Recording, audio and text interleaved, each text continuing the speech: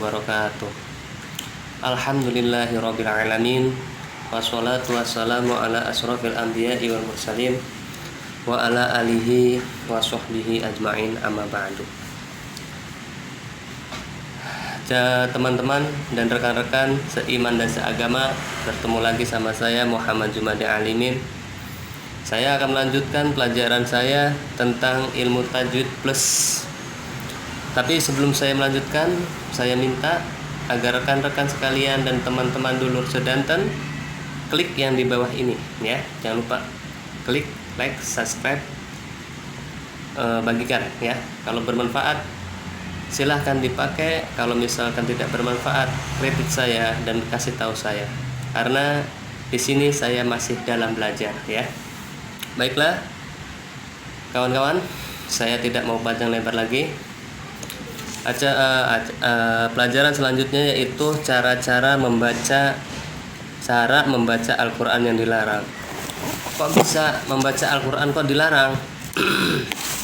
Ya, ada membaca Al-Quran yang dilarang. Seperti apa?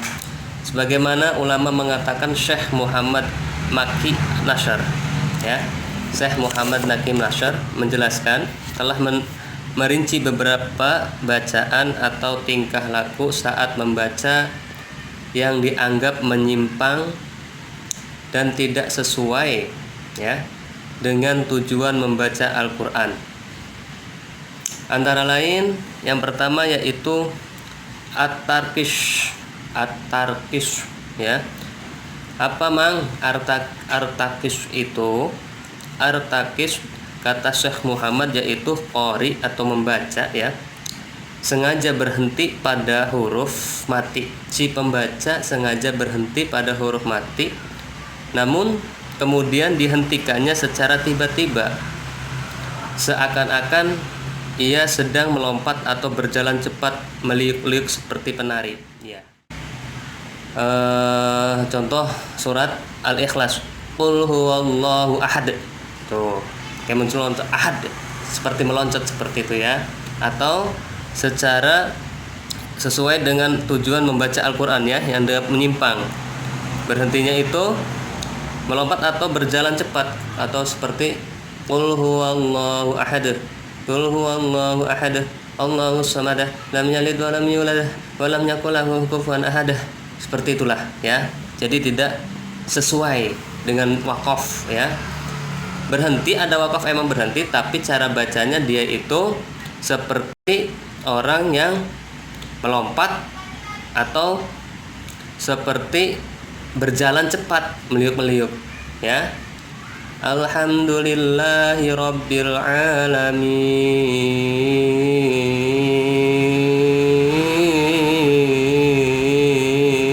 Seperti gitu ya. Itu yang dilarang ya. Ini namanya at-tarkish. Yang kedua, cara membaca Al-Quran yang dilarang yaitu at-tarzin.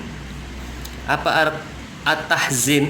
At-tahzin yaitu qori atau si pembaca atau yang membaca sengaja ya membaca, si qori membaca dengan mimik atau gaya yang dibuat sedih atau hampir menangis, yang bertujuan semata-mata sebagai daya tarik bagi pendengar ya. A'udzu billahi minasyaiton. Bukan seperti itu, maaf. Jadi a'udzu billahi minasyaitonir rajim. Bismillahirrahmanirrahim. Alhamdulillahi rabbil alamin. Seperti itu ya, yang dibuat-buat supaya si pendengar itu sedih dan menangis gitu. Itu yang dilarang membaca Al-Quran, tidak boleh. Terus yang ketiga